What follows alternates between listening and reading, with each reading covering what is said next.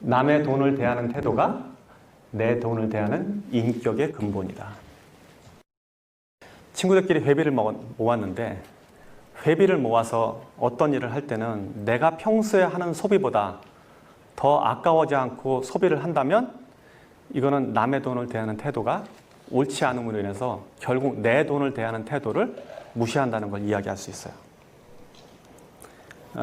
내가 살 때는, 내 돈을 쓸 때는 친구의 저녁 자리에서 내가 돈을 낼 때는 사이다 하나 더 주문하는 거, 술 한 병 더 주문하는 게 신경이 쓰이는데 친구가 저녁 산다고 그럴 때는 고기 2판 시키고 뭐 소주 시키고 막 시키잖아요.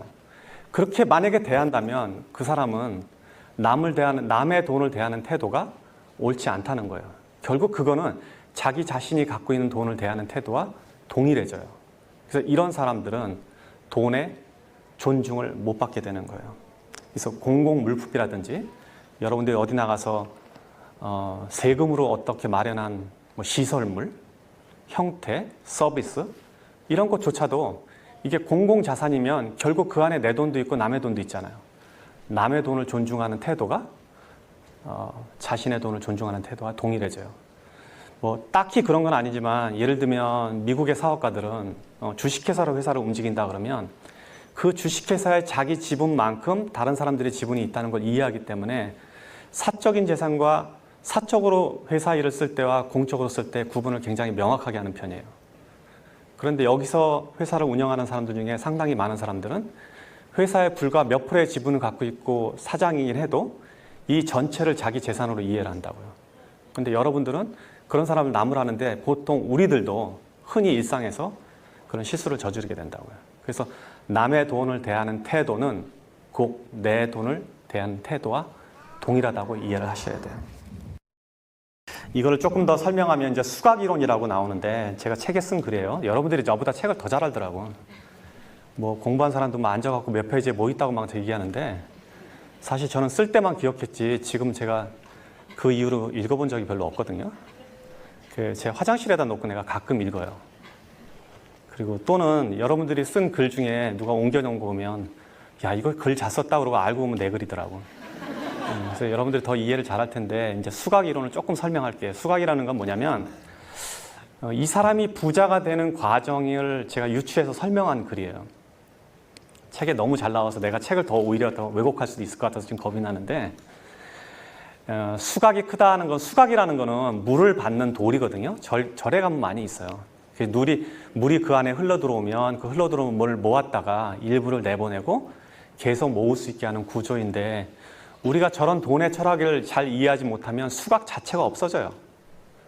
그러니까 그 돌그릇 안에 그릇 자체가 작아져서 돈이 모아지지 않는 형태를 말해요. 그래서 돈에 대한 이해를 저렇게 명확하게 하면 수각이 크기 때문에 항상 돈이 들어오고 항상 큰 돈이 내 안에 남아있단 말이에요. 이 가치를 유지할 수 있는 게 바로 지금 제가 말한 몇 가지 원리예요.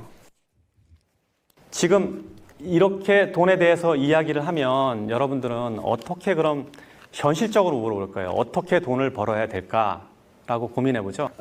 돈에 대해서 질문을 해봐요. 한번. 여러분들이 갖고 있는 고민을 한번 얘기해 봅시다. 내가 이거를 바탕으로 한번 설명을 해볼게요. 구체적으로. 네, 얘기해봐요. 제가 수학이론 말씀하신 거에 너무 많은 영감을 얻어서 굉장히 그냥 회장님 자료를 많이 보려고 노력했었어요. 근데 저 스스로 제 수학이 너무 작았던 거예요.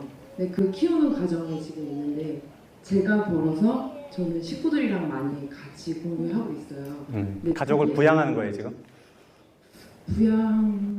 일부 책임을 지고 있는 거예요. 책임이 어느 정도 일부가 있는데 이걸 많이 느끼기에는 제가 계속 일해오면 발전이 없을 것 같아요. 근데 결정을 하는 마음이 맞는 건지 계속 이렇게 나누는 게 맞는 건지에 대한 고민이 요즘 들어요. 돈이라는 거는 그게 모여지려면 그 모여진 것 자체가 이렇게 모여지려면 일정한 규모가 이루어져야 돼요. 회사도 마찬가지예요. 회사가 막 초기 성장하는데 회사가 좀 크니까 미리 사회적 기업을 만드는 사장들이 있어요. 막 직원들한테 월급을 막 굉장히 업계보다 훨씬 더 주고 막 차 사주고 혹은 뭐 배당 주고 이러는 사람들이 있어요. 국가도 그렇게 하는 경우 있습니다. 그렇지만 지금 현재 이런 상황을 유추해서 보면 내가 자본을 모아서 이 자본이 다른 자본을 끌어들이기 전까지는 모으는 게 더 현명한 일이에요. 만약에 가족을 도와준다고 해도 그 이후에 그 자본이 잉여 자본이 재산을 만들어질 때까지 기다렸다가 도와주는 게 나는 더 합리적으로 봐요. 그래서 모든 군주들이 나라를 크게 일으킬 때는 옛날에 이렇게 봅시다. 삼국지 시대에 하나의 장수가 왕이 되는 과정에서 전쟁을 통해서 재산을 모아갈 거예요. 이 재산을 모으는데 계속 나눠줬다 그러면 국가를 형성할 수가 없어요. 회사도 마찬가지거든요. 회사가 막 성장하면 직원들은 이렇게 회사가 커지는데 더 달라, 보너스 달라 이렇게 하는데 그 현명한 사장이라면 그걸 굉장히 적절하게 분배할 거예요. 유보금과 지금 나눠주는 돈을 잘 조정해서 이 회사가 앞으로 어떤 일이 벌어질까를 예측해서 인수합병에 들어갈 수도 있고 아니면은 지속 성장하기 위해서 필요한 어떤 시설, 도구, R&D 이런 시설들이 필요하는데 그냥 나오는 대로 다 없애버리면, 즉 모아놓지 않으면 그 힘을 가질 수가 없어요. 근데 집안도 마찬가지예요. 그래서 본인이 만약에 책임감을 느끼는 것 자체는 되게 좋은 일이고 현명한 일인데 책임감을 나중에 지세요. 모아서 나중에 가족들은 가족들을 살 수 있으면 놔둬도 되게 괜찮아요. 굶어 죽는다면 내가 이 얘기 못 하는데 그런 게 아니라면 모아서 나중에 도와주는 게 더 현명해요. 제가 만약에 재산을 버는 과정 중에서 저분대로 했더라면 우리 가족들이 지금 혜택을 못 받았을 거예요. 그래서 저는 모아뒀다가 하는 게 더 맞다고 봐요.